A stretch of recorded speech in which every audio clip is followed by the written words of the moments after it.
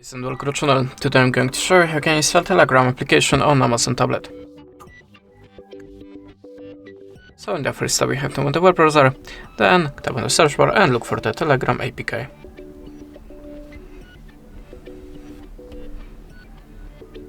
Then choose the Telegram site and tap on the Telegram for Android.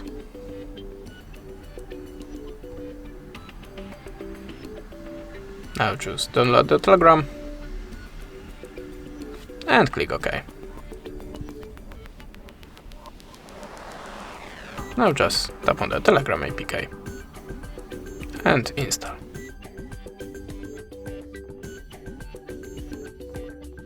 And this is how it works. Thanks for watching, leave us a subscribe or a comment, and goodbye.